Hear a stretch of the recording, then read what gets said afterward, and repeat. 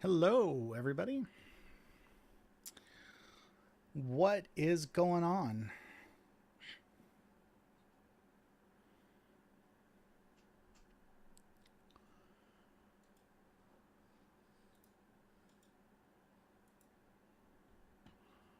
Can y'all hear me?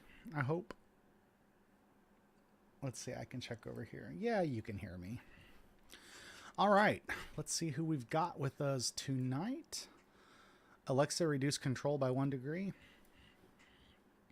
The AC is set to 71. That's my girl. All right, Misty, good evening. Janice, good to see you. Kim, hope you're doing well. Jimmy, glad you're here. Ben, good to see you. Sue Goff from St. Joe Mo is with us. It is great to see you. We've been praying for you. Hope that you are recovering well and hope that your husband is doing better. Luana, good to see you. Cheryl Tislow Millette, also known as Cheryl Eileen Millette. Depends on which piece of documentation you're looking at. Good evening. Nice fall day. These are weird days, man. I don't know. I don't like these days that go from 35 to 75. But it is nice. It's also kind of deadly for me to be outside, so I don't know. I guess I could wear a mask. Jeff and Jill, good to see ya. Everything is awesome when you work on a team. Everybody know that reference? Do you know that reference, Janice? You're the one who said everything is awesome. I'd play it, but then we'd get in trouble. Good evening to those of you following us on YouTube. Feel free to drop a comment if you would like, and I will do my best to remember to come back and check it.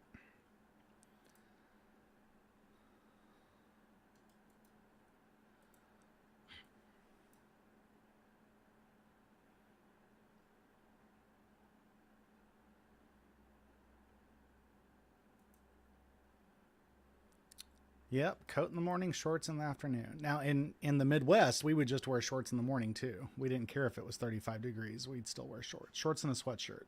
Very popular, very common outfit to wear.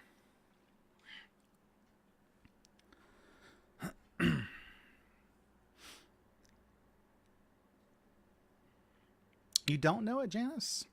It's one of the Lego movies. Maybe it's the Lego movie. Yeah, the Lego movie with Chris Pratt. Their main theme song was "Everything is awesome when you work on a team." So yeah.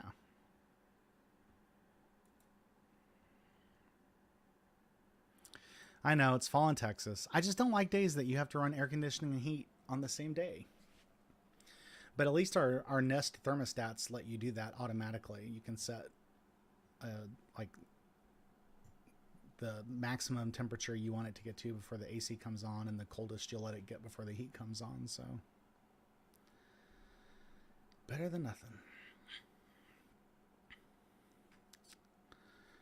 Misty and I have had a busy week so far. We have gotten newsletters out and in the mail. I've already mailed them to email, so if you get the email newsletter, you should already have it. Today we got the bulletins and the slides done. Misty got a bunch of bills paid, but some of them we're waiting for tomorrow, so it's December. November did enough damage. We're going to let December do a little damage. But yeah, we're getting very productive.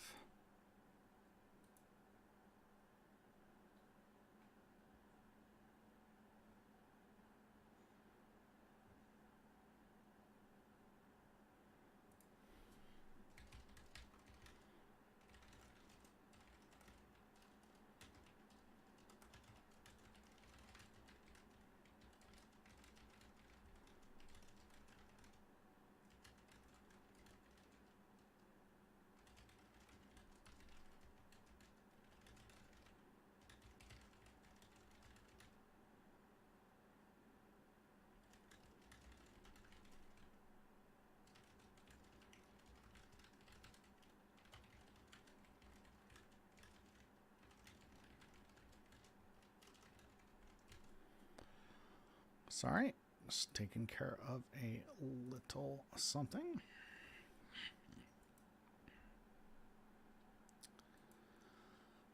$7:08, couple minutes. We will get going. Nope.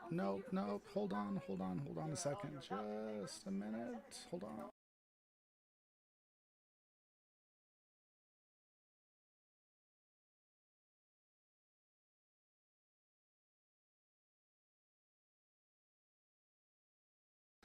All right, had a little Family Guy running in the background that I did not intend to be on, and you never know what Family Guy is going to say, so I reached for the mute button. Susan Sutherland, good evening to you. Cheryl's watched all of Parks and Recreation, and now she's watching it again just when she's got some free time because she loved it so much. But she's a Chris Pratt fan too. I'm sure that's why his character in Parks and Rec. I'm sure it has nothing to do with his physique in the Marvel movies. He made quite the transformation, you know. You didn't know? He's Star-Lord in the Guardians of the Galaxy movies. See, Cheryl's not impressed. She didn't even know.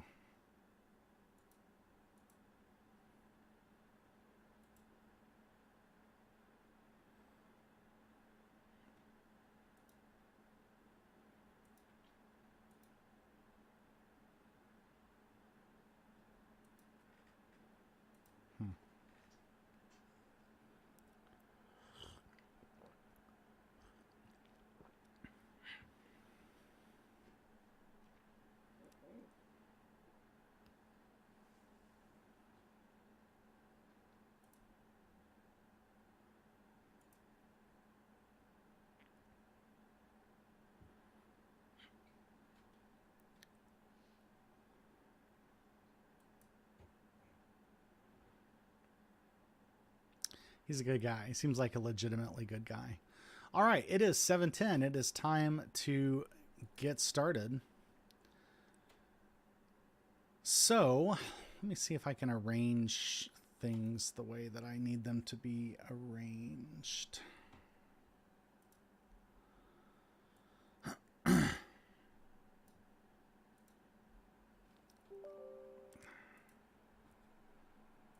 lose one of my monitors because of how my microphone is currently set up when I stream. And when I stream is when I really need two monitors. Izzy, good for him.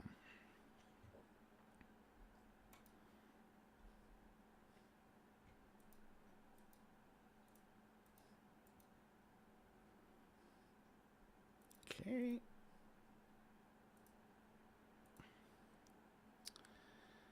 How did we end up in...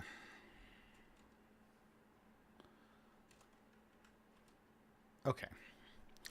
So as we ended up with the story of the binding of Isaac, since it ended up not being a sacrifice, these are as Clark Kent as you can get. You're talking about my fancy glasses, my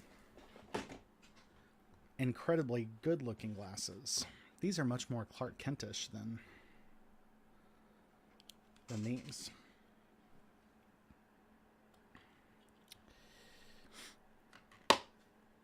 But now I guess I just look totally different. It's still me. It's still Jonathan. Okay. We finished up talking about the binding of Isaac, and I briefly read through a little bit of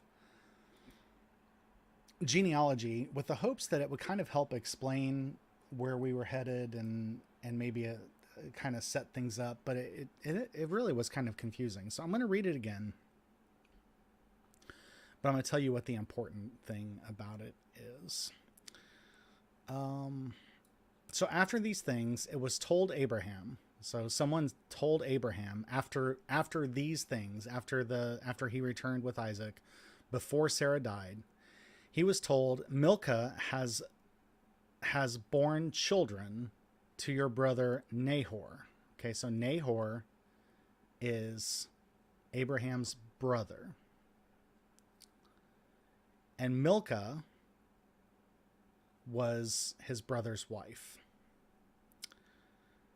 And he listed the names of the people born to his brother Nahor: Uz, Buz, Kemuel, Chesed, Hazo, Pildash, Jidlaph, and Bethuel.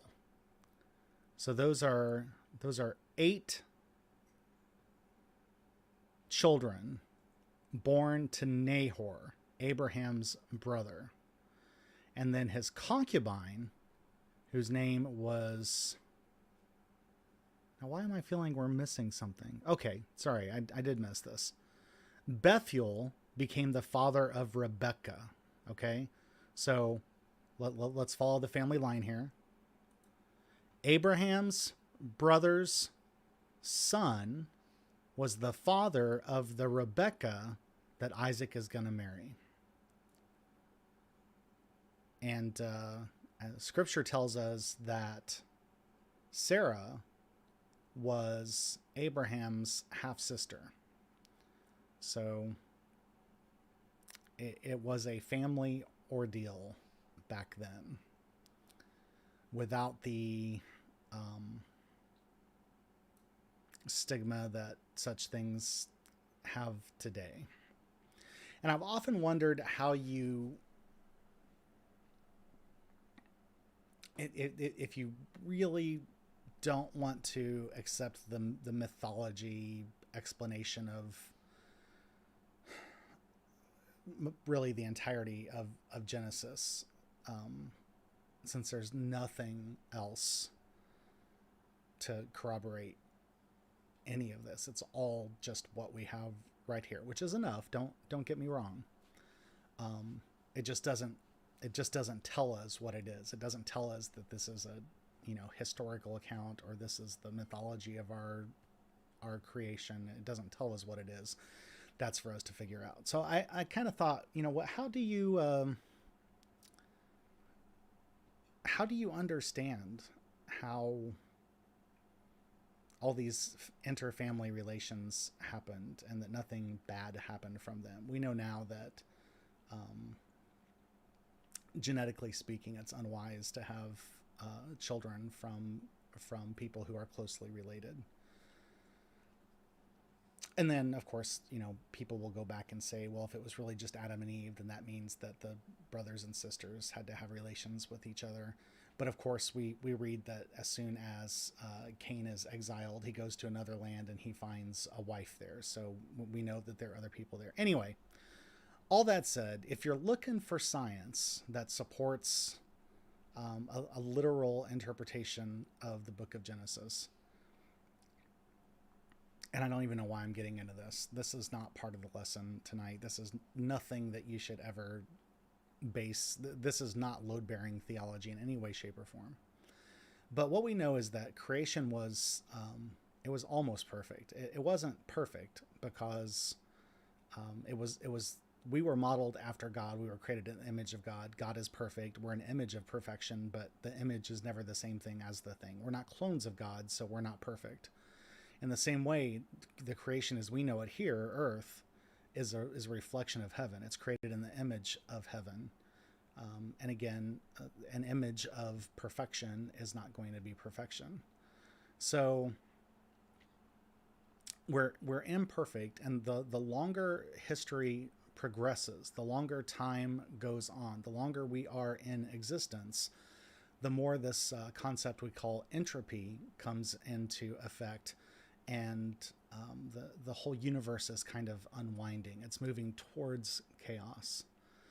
So I would just say that genetically, the first creations of God, again, if you were wanting to take this literally, would have been near perfect, and the DNA would have been almost perfect, as opposed to now, these years later, where we have, comparatively corrupt DNA compared to then. So perhaps things could happen then that could not happen now. I don't take this literally, so that was more of a thought experiment for me that I did a long time ago, but I know there are some people who want to take it literally, so I thought I would give you that. Yep. Just see what Kim said, and that's where I was going with that. Hey, Evelyn, good to see you. Yep, been all in the family. So, we'll finish up this little genealogy here. These 8 Milcah bore to Nahor, Abraham's brother. Moreover, his concubine, whose name was Ruma, bore Teba, Gaham, Tahash, and Makah. So what's interesting about this is historically Abraham had 12 children, and we learned that Abraham's brother had 12 children, and I'm sorry, this does not at all look like, there we go. I was going to say, this is not what I read before. Not Abraham. Jacob has 12 sons, and Nahor has 12 sons. And we don't hear about any of the girls until we hear about Rebecca, the granddaughter of Nahor, or the grandniece of Abraham.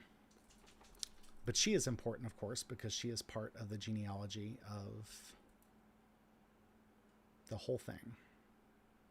All right, so that's why they're there. So the number 12 is important. There's a lot of numerology in the Bible. Jacob had 12 sons, as you probably might remember, and we'll definitely talk about pretty soon. And really, Jacob's kids are all a bunch of dorks too, except for one. And that one kind of redeems the entire family line, because I'm not impressed with any of them so far.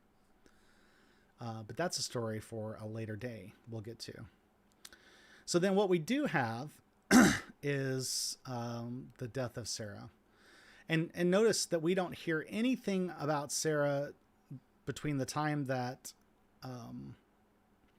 Abraham leaves her and takes Isaac to go theoretically slaughter him. We don't hear another word about Sarah until her death. So Genesis 23, Sarah lived 127 years. This was the length of Sarah's life. And Sarah died at Kiriath Arba, that is Hebron, which is much easier to say than Kiriath Arba, in the land of Canaan. So she died in Canaan. She died on, I guess you could say she died on foreign soil, but it's all foreign, right? They don't really have a land yet.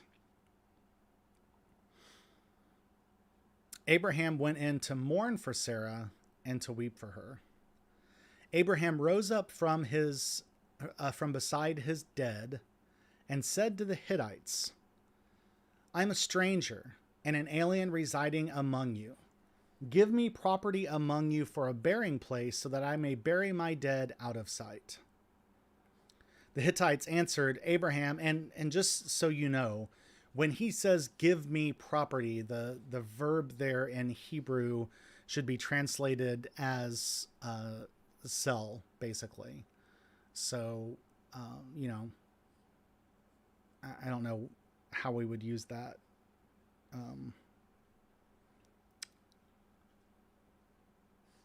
I guess if you were at a store and they had three things that were 3 different colors, you might say, "Give me that one." You don't really mean "give it to me." You mean "sell it to me." That's the usage of that word. So he's not asking for something for free. Although you'll see in a minute, they're willing to give it to him for free, kind of. There might be some strings attached, but let's keep reading. "Give me property among you for buying a place, so that I may bury my dead out of sight." So it's important to him that, well, what's going to be important, because the word bury is mentioned like 13 times in this short passage. What is important is that Abraham has a place. The burial rites were sacred. He wants a sacred place to bury his wife. And he wants to make sure that that place is available so that he can be buried there too, and so that eventually his children can be buried there, and that can be their burial site. He wants that kind of permanency to stick around in the world after he's gone. So he asks for property among the Hittites for a burying place, for a cemetery, a mausoleum, whatever they used at the time, so that I may bury my dead out of sight. The Hittites answered Abraham, "Hear us, my lord. You are a mighty prince among us. Bury your dead in the choicest of our burial places. None of us will withhold from you any burial ground for burying your dead." But this is not what Abraham wants. And by the way, for once, I'm not going to give Abraham a hard time about anything tonight. So if you're a big Abraham fan, you don't have to worry about me being mean to Abraham tonight. Abraham rose and bowed to the Hittites, the people of the land. So again, I mean, we know they're the people of the land, but the author wants us to make sure we know that he's in a foreign land. It's not his land, it's their land. And he wants a place of his own to bury his people where other people aren't buried, just his people. So he said, "If you are willing that I should bury my dead out of sight, hear me and entreat for me Ephron, son of Zohar, so that he may give me the cave of Machpelah, which he owns. It's at the end of his field. For the full price, let him give it to me in your presence." So again, you see, he's not asking for it for free. "For the full price, let him give it to me in your presence."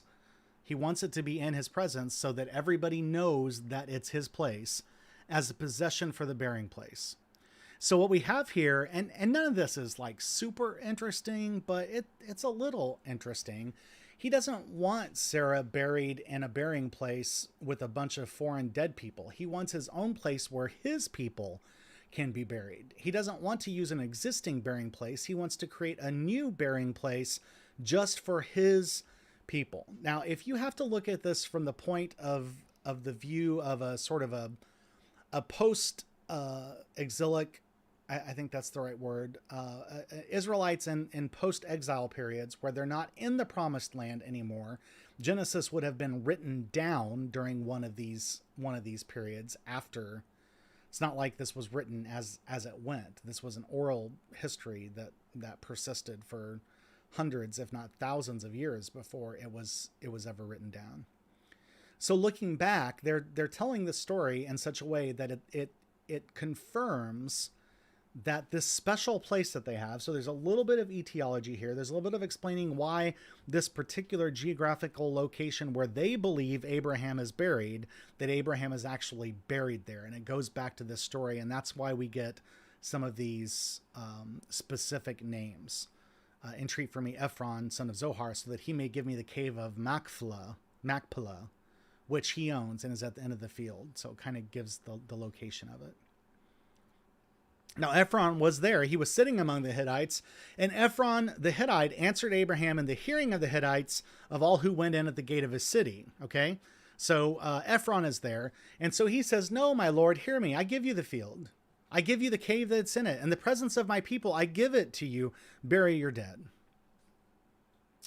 And it's the same word here, the same verb, but here he does mean give. He does not. Well, I can't say that. Actually, let me check my notes.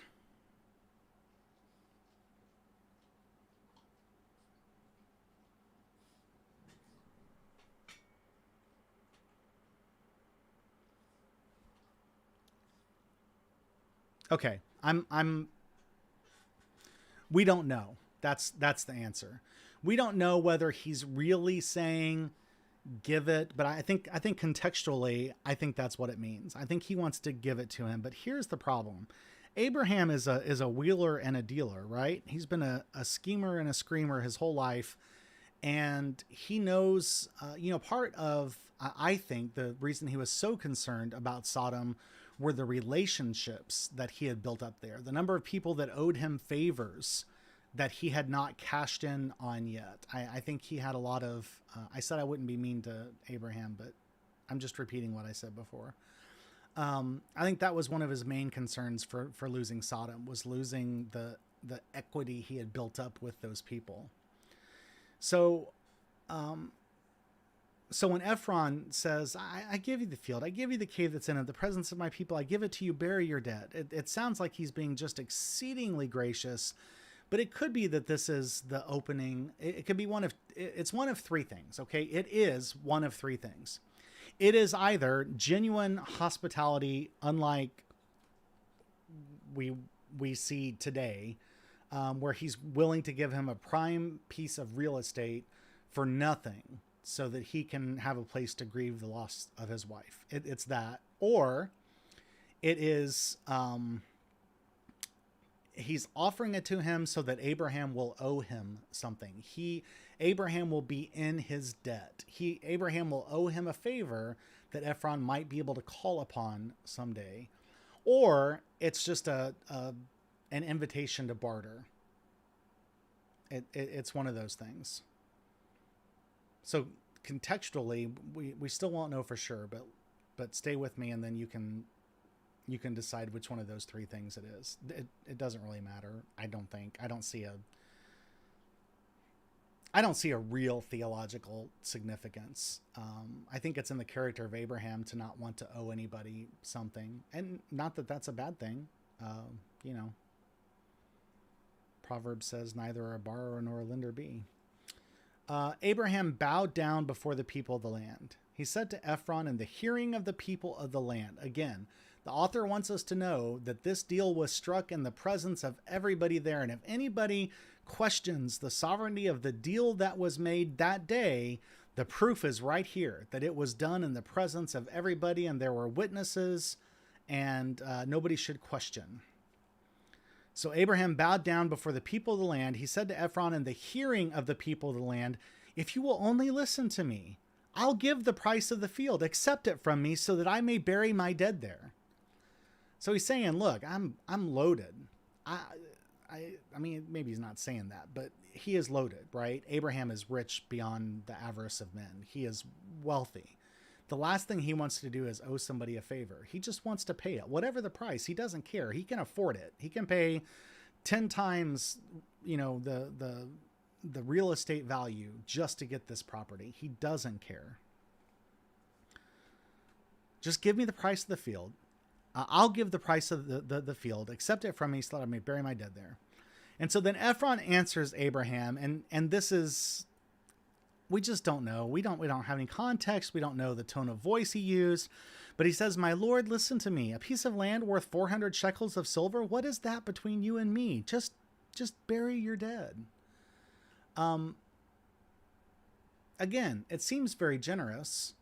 I think he's accepted the fact, at the very least, that Abraham's not going to be put in a position where he owes him something. But he names a price, right?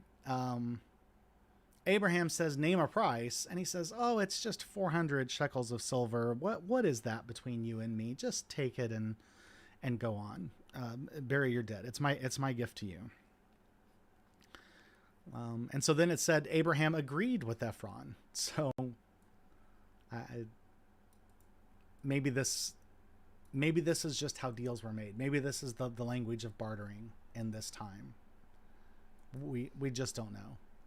But Abraham weighed out for Ephron the silver that he had named in the hearing of the Hittites, 400 shekels of silver, according to the weights current among the merchants. Boy, we've got some legalese in here. The author of this passage of scripture wants everybody who reads it to know that beyond a shadow of a doubt, this was an up and up deal done in the presence of people. They even saw him weigh out 400 shekels of silver according to the weights among the merchants. This is a passage of scripture that is extremely important in the author's mind, which makes me think that at the time there was probably some dispute about who owned that particular place of land. Now, as hard as this is to believe, there is still some dispute about who owns what land over in that area of the country, of the world, and of that country. So that kind of explains the whole tenor here, doesn't it?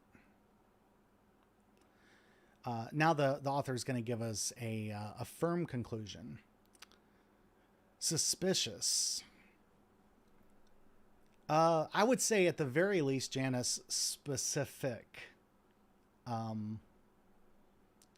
Like I said, I think somebody probably didn't agree that that particular section of land belonged to the Israelites, and the author is sort of going back to Abraham as the father of the Israelites and saying he bought this. He bought it in front of people. He bought it for the amount that was asked for, and he even used the weights that were current among the people. So he paid the full 400 shekels. He didn't rip anybody off. The Israelites own it. It belongs to the Israelites. I mean, the author of this is just pounding that in. They were, but they didn't have, they did not yet have the negative relationship that they will come to have. So the field of Ephron and Machpelah, which was to the east of Mamre, the field with the cave that was in it, and all the trees that were in the field throughout the whole area, passed to Abraham as a possession in the presence of the Hittites, in the presence of all who went in at the gate of his city. So again, I mean, the author cannot be more clear that that land belongs to Israel. After this, Abraham buried Sarah, his wife, in the cave of the field of Machpelah, facing Mamre, that is Hebron, in the land of Canaan. The field and the cave that is in it passed from the Hittites into Abraham's possession for like the 16th time.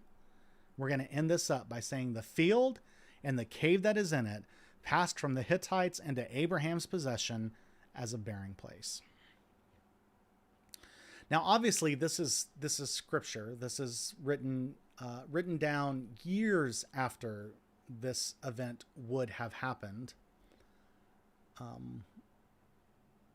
This is not a true legal document. It has no legal binding. But for the Israelites, the reason that this story is important enough to be part of Scripture is not just because it's about the death of Sarah. They don't really seem that concerned about the death of Sarah. It's more about who owns this particular plot of land. And she was 127, so I guess it was her time. So what we have is kind of, I mean, just think about the things that have led up to this point as far as land goes, right? So God tells Abraham to go towards this place, and he'll give his people the land. And Abraham's moving around. He's still fairly nomadic, but he stops every now and then and settles down a little bit. He finally gets to a point where, after giving his wife to the Pharaoh and the plague's coming and the Pharaoh desperate to get rid of him, the Pharaoh makes him richer than he already was. And Lot does so well too that Abraham goes to Lot and says, this pasture ain't big enough for the both of us. Only much more nicely than the Westerns would be. I always thought in the Old West, they should have just built the towns a little bit bigger, and then the town would have been big enough for the two main characters of the movies. But anyway, I digress. So Lot moves off and goes to Sodom, and we know how that ends, but Abraham's land is still very good. But there's that little bit there where Abraham is saying, this is my land, that's your land, this is going to be my land. And here we have one of the first real instances, besides being exiled from the Garden of Eden and some other things like that. This is the first signpost that points to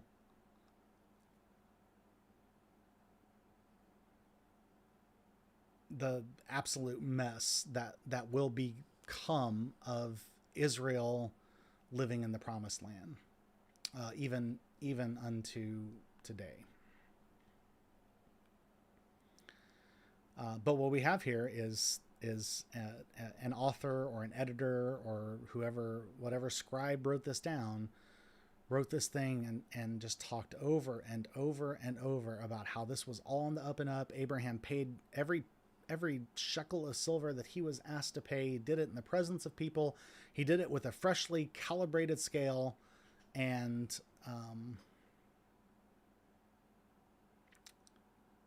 that's what this is about. It was a very accurate scale.